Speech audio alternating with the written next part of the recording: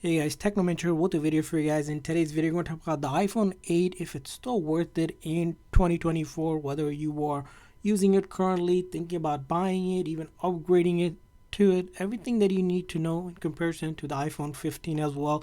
We're going to discuss in this video, so let's dive right into it.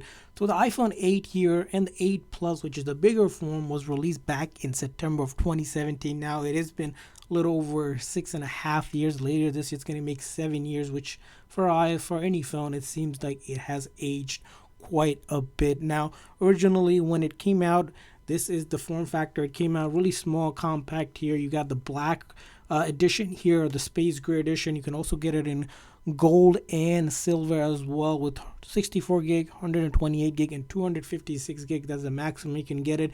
Other things about this phone is an aluminum build here. Back glass is actually a glass here compared to the previous 7 generation, which was aluminum all around. Now, other things about this phone is it has a 4.7-inch Retina HD display, and equipped with this is A11 Bionic chip and 2 gigs of RAM. So again, 2 gigs at that time was pretty good, but nowadays, of course, phones come with almost 6 gigs of RAM, so it isn't going to be as fast as something new here. Now, other thing to consider about this phone here, just physically here, it does have a physical SIM card, which might not sound impressive, but considering that starting with the iPhone 14 on the US model, there is no physical SIM, and some people actually prefer physical SIM. That's going to be the one thing.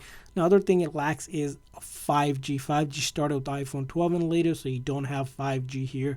And other things to note is the physical touch ID or home button here. So if you don't like the Face ID, this is a Touch ID button. So if you need to unlock your phone or use Apple services, Touch ID, some people prefer it over Face ID. Now, other things to compare about this phone is the battery size on it. So if you look in the setting of the battery here, the battery is a 1821 mAh battery, which Apple states gets you about 13 hours of video playback, or more likely you're going to get around 8 to 10 hours of actual usage out of this phone if you're really using it. So most likely if you're using it from light to a little bit medium, you're going to get through most of the day without any issues with it.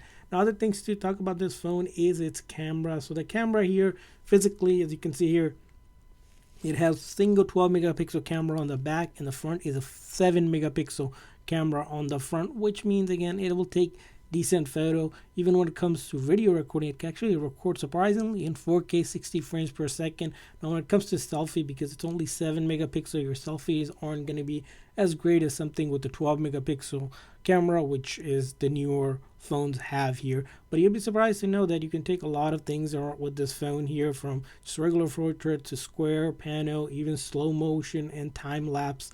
And then, as we mentioned, video recording can go up to 4K 60 frames per second. So again, it's an alright camera, not going to be something comparable to a new one, but it's still a decent camera on it. Now, talking about the next thing is going to be probably the biggest thing about this phone, and this is going to be where is a deciding factor for you, is that iOS 17, although it's saying here on a preview of it, it's not supported on iPhone 8. So the only iOS update you can get is up to 16, and current version is iOS 17, so no more software update.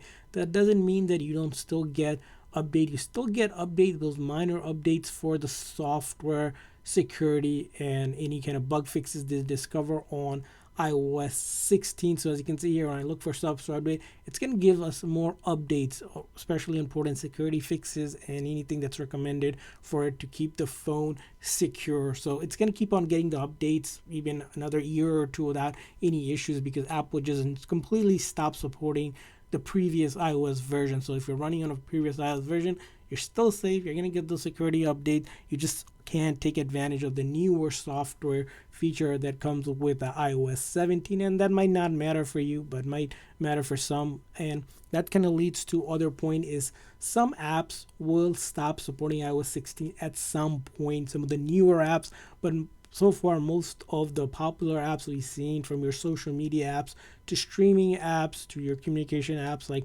WhatsApp and all of these other apps, will still work without any issues here, even when it comes to video streaming. Again, this is a smaller phone, not going to be great for watching videos and such, but it will still load up and play it without any issues for you. So as you can see here, most apps I have here that are used will take a second or two sometimes even a little bit longer like this one, but once it gets going, it will start work for you because of that A11 Bionic chip and 2 gigs of RAM that you have available.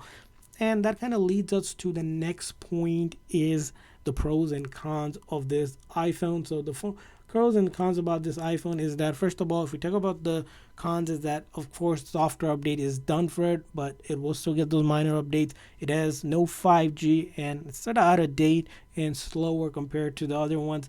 Camera isn't the greatest here, and the battery again isn't that great either. But the pros about this phone is a small phone. If you like a small phone that has Touch ID, that has a physical SIM card, and the other big thing is it's cheap, as in you can get this phone probably under $60-$70, definitely less than $100 if you look at Amazon, which I'll leave a link in the description section because Apple no longer sells it, so most likely you're getting a pre-owned. But if you have this phone, it's a great backup phone because honestly, it does the basic stuff well, which is calling and texting, if that's all you're really concerned about, and even light browsing, right? All of that will be easily done. But if you're thinking about a phone for heavy graphic gaming, maybe high performance stuff, multitasking, doing a lot, this phone isn't probably for you. It's more of a phone that's probably good for a child or some elderly parents, or as a backup phone. And if that's kind of going to concludes to, or is the iPhone 8 worth it in 2024? We would say it's probably not worth it to buy it, but if you already have it as a backup phone, it's a decent phone. If you're thinking about buying it, think about something like iPhone 12 or 13 if you're looking to save money and not pay the full price for iPhone 15. And we want to hear from you guys. What's your thought on the iPhone 8? Leave a comment in the comment section. We'd love to hear what you have to say. Thanks for watching, guys. See you guys next time.